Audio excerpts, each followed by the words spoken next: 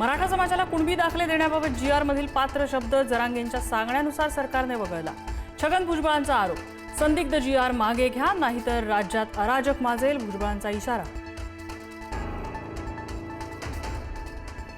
सरकारच्या जीआर मध्ये सरसकट उल्लेख नाही, ओबीसी नेत्यांनी जीआर नीट वाचावा, मुख्यमंत्र्यांचं आवाहन।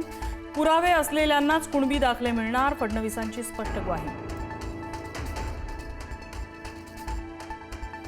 मराठा आरक्षण जीआरच्या अंमलबजावणीला सुरुवात, हैदराबाद गॅझेटनुसार कुणबी प्रमाणपत्र देण्यासाठी गाव पातळीवरील समित्यांना प्रशिक्षण द्यायला सुरुवात।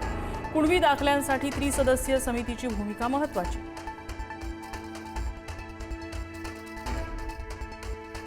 ठाकरेंच्या शिवसेनेच्या दसरा मेळाव्याला राज ठाकरे उपस्थित राहणार नसल्याची माहिती। शिवाजी पार्कवरील दसरा मेळाव्यात उद्धव ठाकरेंचं भाषण। उद्धव ठाकरे त्यांच्या मावशीला भेटायला आले होते, पण दोघं भाऊ भेटले म्हणजे त्यांच्यात काहीतरी चर्चा झाली असावी, बाळा नांदगावकरांचं सूचक वक्तव्य। महाविकास आघाडी आणि आमच्या विचारसरणीत फरक, महाविकास आघाडीसोबत जाण्याबाबत काहीही चर्चा झाली नाही, बाळा नांदगावकरांचं वक्तव्य।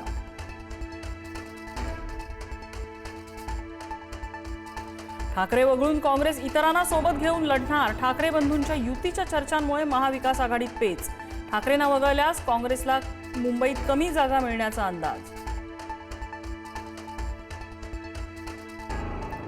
अलमट्टी धरणाची उंची वाढवण्याचा प्रयत्न केल्यास आम्ही सुप्रीम कोर्टात जाणार, मुख्यमंत्री देवेंद्र फडणवीसांचा कर्नाटक सरकारला इशारा।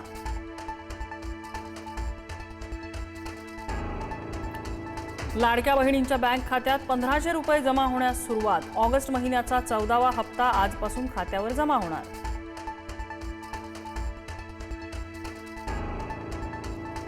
प्रसिद्ध अभिनेता किरण माने यांच्या फेसबुक पोस्ट विरोधात भाजप आक्रमक, नाशिकमध्ये अभाविपकडून सायबर पोलीस ठाण्यात तक्रार।